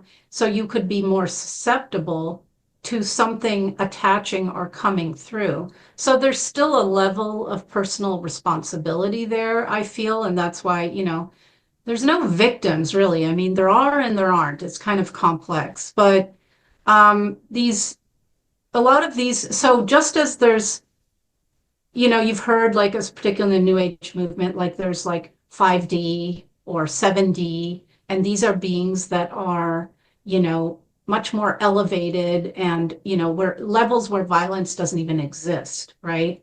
I have memory actually of pre-incarnation of that. But don't you think there's some truth to that? No, Elevated beings. it is You true. mentioned the Pleiadians and the Lyrians, the Yes. Lyrans, whatever they're called. They're different good alien beings also, Yes. and that's Yes. not just the New Age movement talking about that, right? No, that every good psyop has truth in it. It's absolutely true. There are these higher level beings, but equally, what I was going to say is, as above, so below, there are equally powerful and more advanced than us lower level beings as well. And those are some of the ones that have run this planet. And there's good Pleiadians, but there's also evil Pleiadians, see? So there's both. There's absolutely both out there. And I think even here as a humanity, we kind of can see both And good none and of these evil. benevolent ETs are helping us. I mean, like a lot of people in the New Age movement are saying, oh, they're here now or they'll come soon or whatever. I mean, and we haven't seen any evidence of that either, right? So, I mean, why? And also, if there's a God, that old question, I ask that every time, basically. I mean, if there's a God and there's this universal creator, why is all of this havoc and madness allowed? Why does it even Yeah. happen? Uh, well, to answer your first question, I do think that we are getting help from the benevolent ones, but a benevolent being is going to, it's okay, it's like, am I going to speak for someone or am I going to help someone find their voice and speak for themselves? So the benevolent ones will assist us to grow up and to find our voice and our power and save ourselves. Okay. So that's why you can't see, they're not going to come with a lightning bolt and strike the bad guys because that, remember, that would make us victims. That would keep us disempowered. So they are assisting in many ways for us to develop that empowerment that we need. So because we have the ability to stop this show, okay, we do. So I think maybe that's a little bit of confusion. And then, that's a question that I have so many times pondered and, even yelled at, let's use the word God, like, what the fuck? This is really bad here. Um, so, I have a memory pre-incarnation that came up when I was doing my memory work, where I was at a meeting, sort of a galactic type meeting, and there were these different, that's where I saw these different sort of humanoid-like beings of different kinds. And there was a concern about Earth and what was going on here because Earth, what happened here on Earth would actually impact everywhere else in the universe, which is always true. Everything's always interrelated. And so I remember at that time volunteering to come here and to incarnate. And I remember as a very small child opening my eyes and going, what the hell is this place? Like, oh my God, it's so dark. So what I think it's also like the limitation of our brain, like what is God? Is it something outside of us? Is it that God is like the ocean and each of us are a drop, so we're actually God, but different? I kind of think we're through me, through you, through every animal and tree and other human is an aspect of God experiencing this reality through a different consciousness, through different eyes, literally. So here's my theory that I've come up with thus far. It's just my theory because I'm in a human body and I can't really access that information. Let's just say there was a oneness, God, the all, and that oneness wanted to know itself and experience itself. So let's say it's like I think of biology, like when a cell is fertilized, an egg and a sperm come together, and the first thing that happens is it divides, into two. So what if this being decided, I'm going to split myself and have an opposite of me, right? And I think so. This opposite is the dark. So it's still from that oneness, but then this creates maybe an ability to kind of create physical realities. Maybe they're holographic and physical, and sort of play out. And then then like there's this and there's this and there's this. So I can experience myself from all these different angles. And so maybe this was the original split, and this other kind of dark opposite has clearly done some serious damage, but we're also experiencing it from a perspective of being players in this reality. So I don't know how it would look when you're zoomed out and looking at it from a different place, but I think the thing that gives me comfort is that we have a choice to, and the power to, while in this reality, in this manifestation, to make a difference, to choose the light, to co-create together a whole different reality, which could be like the place I came from. Violence didn't exist. Food didn't exist. You didn't have to eat another living being, whether it was a cow or a plant, which is still a living being. It was like you ate light. What star system was that? I can't quite access it exactly. It was just a much more evolved, and that's why I know there are definitely lived experiences on sort of planets or whatever that are not like this. This is a very particular thing. I think this planet maybe sits on a like an axis where there's the upper levels and then also the lower levels. I think it sits on some kind of midpoint, and so the lower levels were able to come through. And there are many stargates and portals on this planet, a lot of them in the Middle East, which is why it's such a hotbed there. So it's so complicated, but I would say look at it from different perspectives, like the highest perspective down to like maybe our perspective. And every time you change perspective, so I studied shamanism. I spent some time in the Amazon jungle in Peru working with shamans. And actually the Mexican Toltec ones, they say it's your assemblage point. It means like, where are you looking out at reality from? So a coffee table is going to look very different to me, to a cat, or to an ant. It's still the same coffee table, but it's going to be very different depending on the perspective. So I don't think we have enough perspective to understand, but having lived through the darkest of the dark, um, yeah, I can say the pain is real, the terror is real, the horror is real. So that's where I've talked to God, and I'm like, well, if you're looking through my consciousness and my eyes, let me just tell you that this is very dark, very painful. It's real. Like we are suffering greatly. Please do something. You know, God is going to do something through me, you, and everybody else. So God is like universal consciousness, but not, of course, I mean, this is what we believe, right? I guess not a human looking figure, a man, or I mean something they No, created, no. in the for the Bible, because that's part of this whole psyop. But what about Jesus then and Mary Magdalene? Do you think they were real? Do you think they walked the earth and, were real people, or are they also metaphors for something? Symbolism. You know, I read a lot. Research a lot. I've kind of had both points of view with that. So I can't say for sure that I can give you an answer that I myself am 100% on. There's definitely a possibility. I mean, there's stories like of Osiris and Isis and, the sun, S-U-N, of God versus the S-O-N. There's all kinds of things, if you dig in history, that suggest that the story of Jesus is a recycling.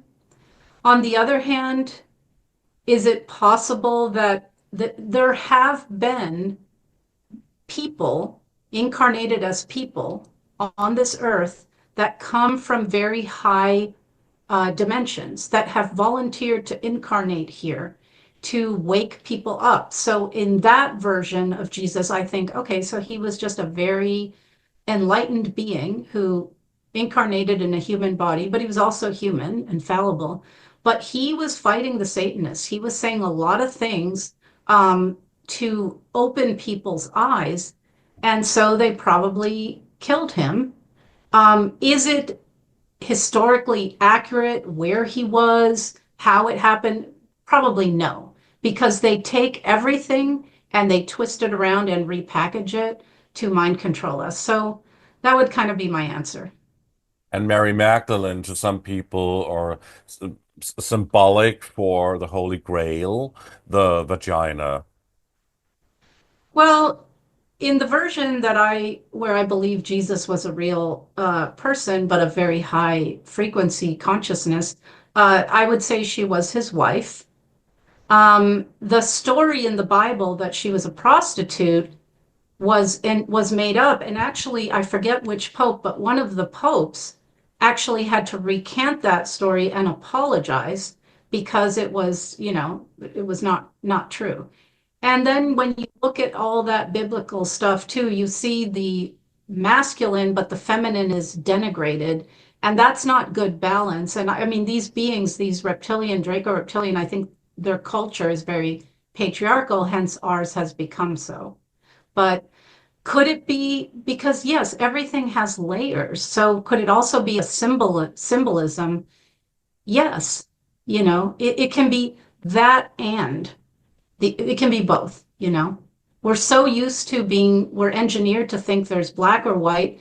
There's only two choices or two ways to see something, and that's crap. You can see things in many, many different ways.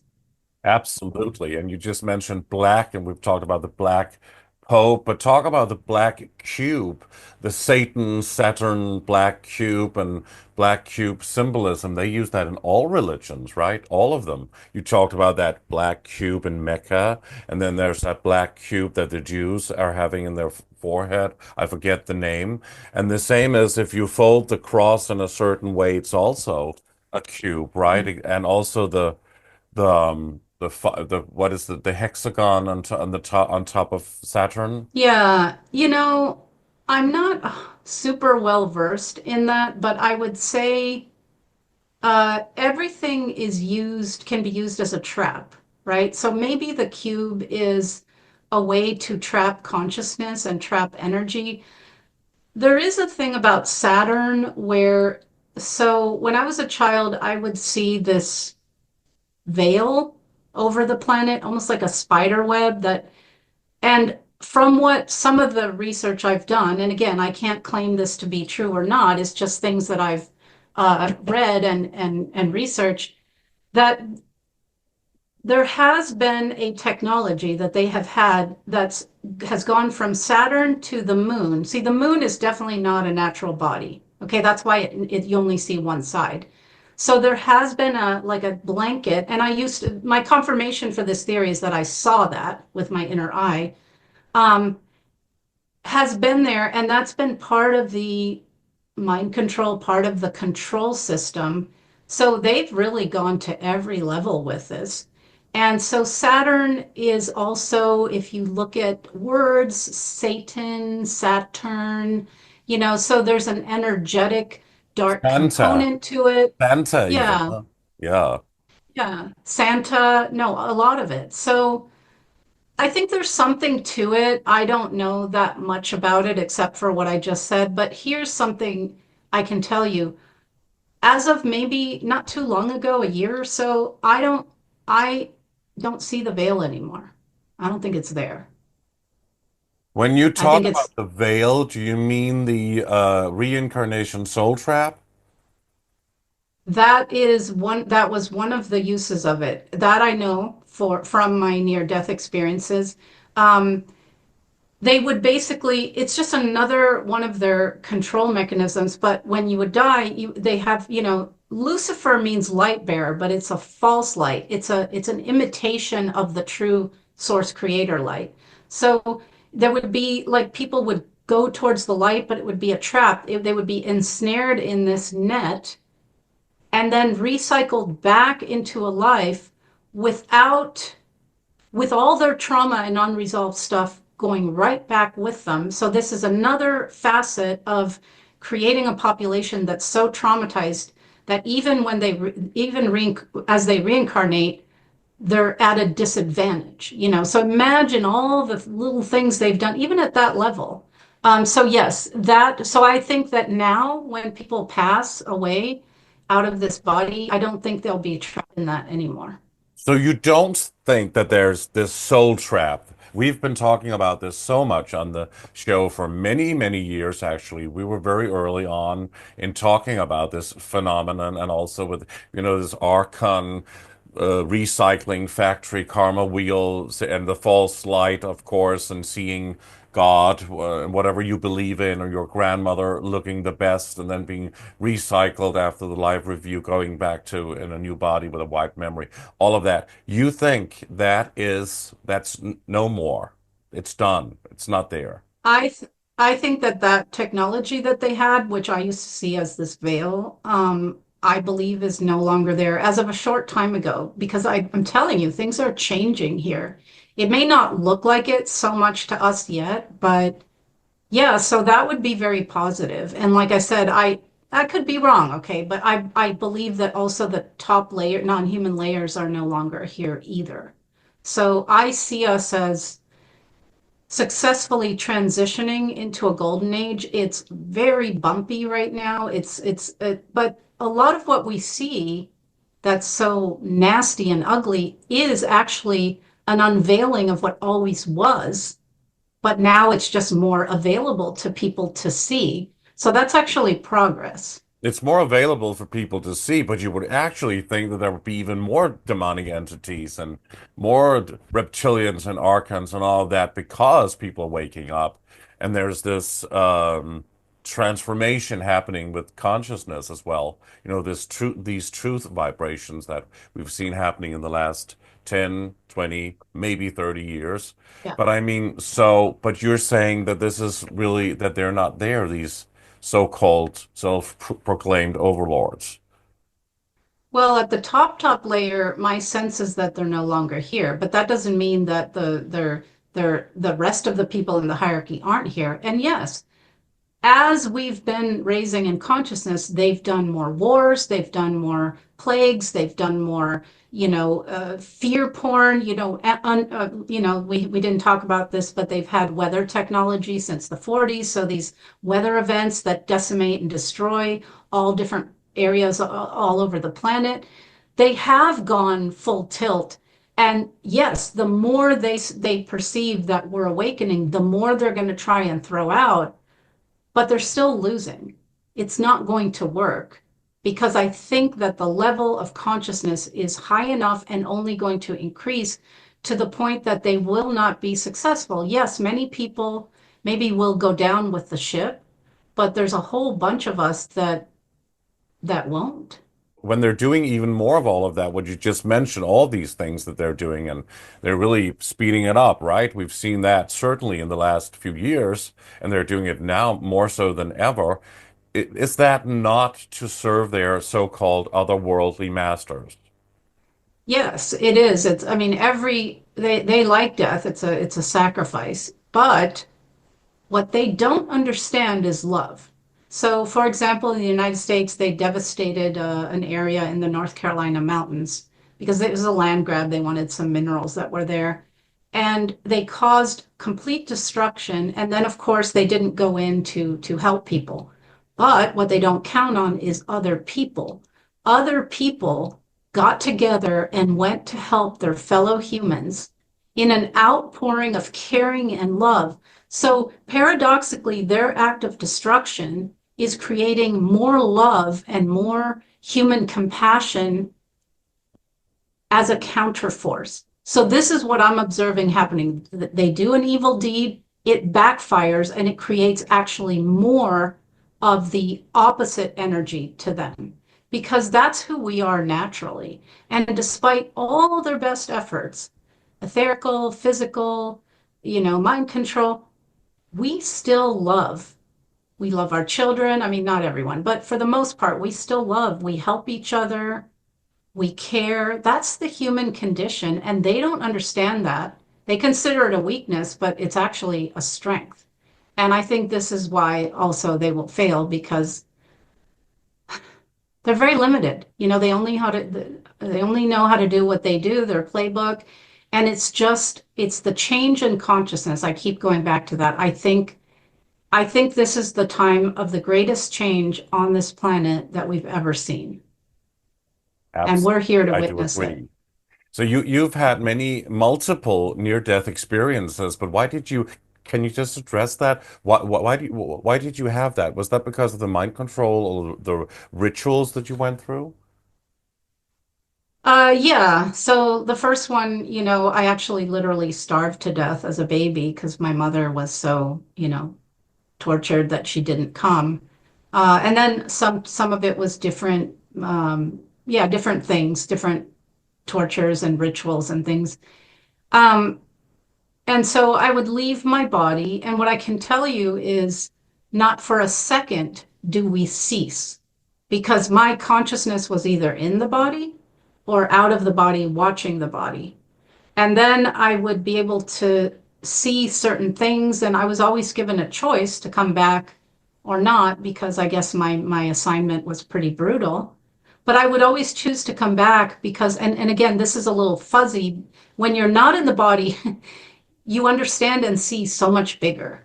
And then when you go back in, you can sort of retain like the echoes of it, but it sort of slips out, you know. But what I retained is, wow, you know, every single one of us, in this case, I made such a difference that I should be here. But what I would say is every single one of us, they've convinced us we're nothing. It's a lie. Every single one of us and our consciousness and our light is hugely significant to the outcome of what's playing out here.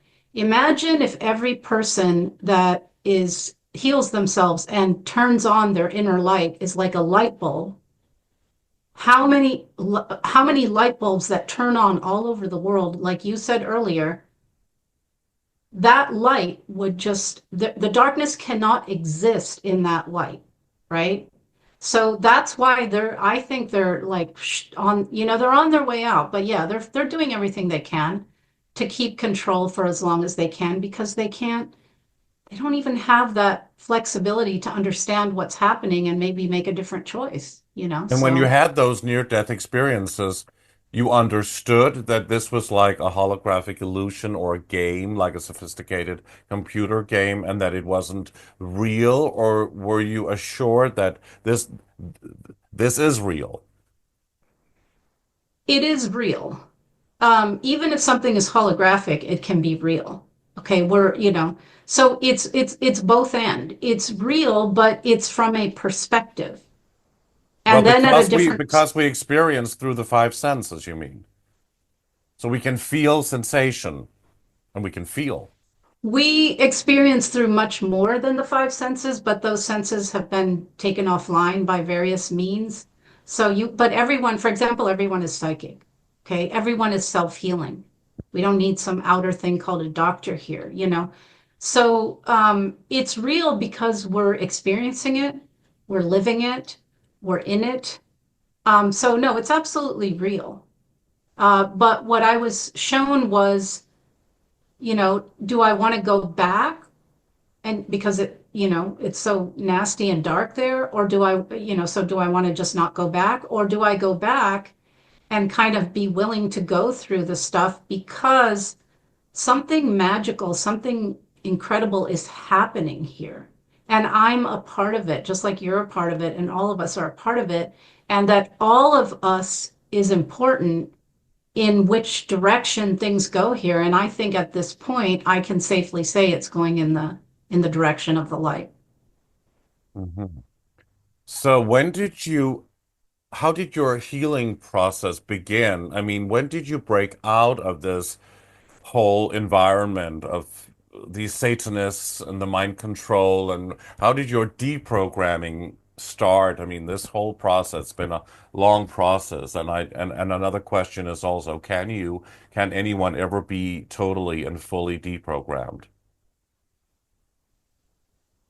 I would say yes, but you know, it's a continual process. I think in our lifetimes, ideally, yeah, you could. Does that generally happen? Probably not, because there's so many layers. Um, you know, I would say I've been healing all my life without knowing it. Uh, Once I left, I went to school. I worked with trauma. I worked in the jails and in the prisons I worked with children who had been abused. I ran a batterers program for men. I worked with violent teens. I worked with traumatized individuals who were also addicts. All that work in helping other people recover from their trauma was part of my healing because I had agency. Not, I was not helpless anymore to watch horrible things happen and not be able to do anything. Um, I think when I became a mother and raised my child, that was a huge part of my healing. I learned how to love, how to let love in. I learned what a normal childhood would be, so I could live vicariously through that. It was very healing. Honestly, a big part of it was therapy. You know, therapy means you deal with what's in you. You feel it. You understand how you've been programmed through the experiences. you almost like I use imagery too. It's like like little toy car train tracks. That's what they look like to me. So I'm ripping these programs out of my head and then replacing them with truth, with good programs. And you became a Taking mother responsibility. after you broke free. You became a mother after Oh you did yeah. that. Oh yeah. How Yeah. No, old and I how had old were you when you got out of it? 18. Yeah, yeah. I didn't become a mother until I was 38, 39. So I had a lot of process of healing. I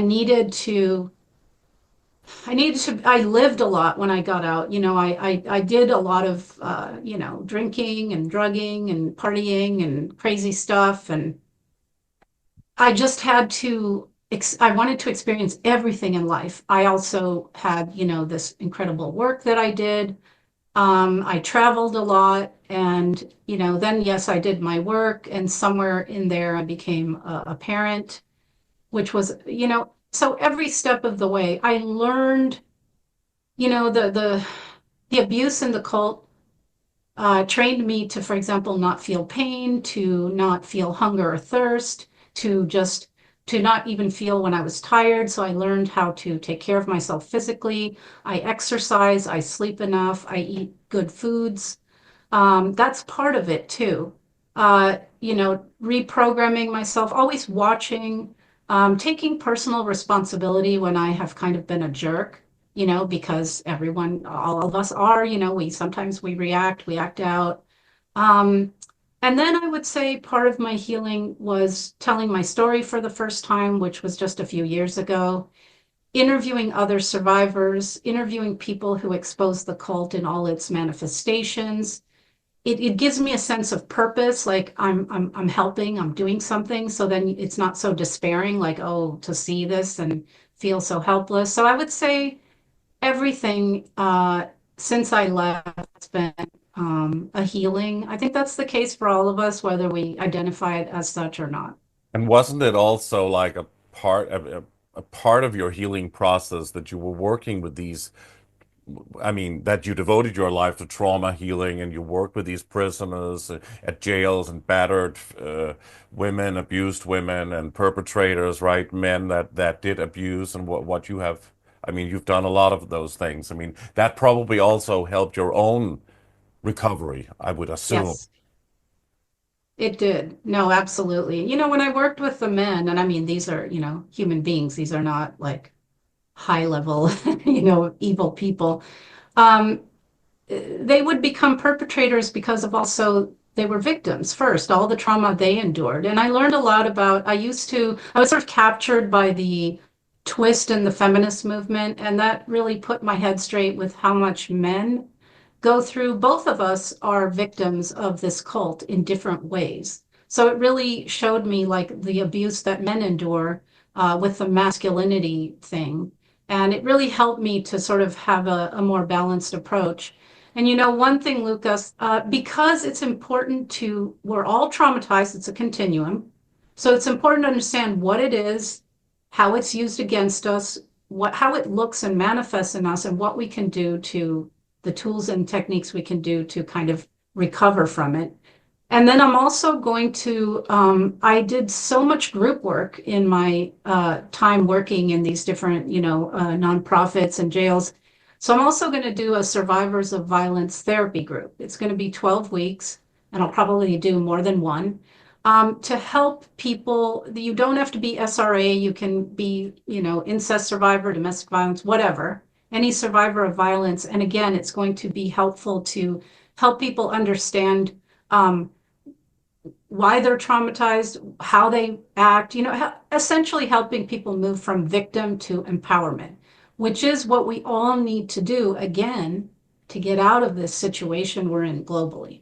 So I just wanted to mention those will be up on my website soon and people can sign up. You teach people and you have groups or you have healing sessions. Do you have that like physically with people or and do you also do it online?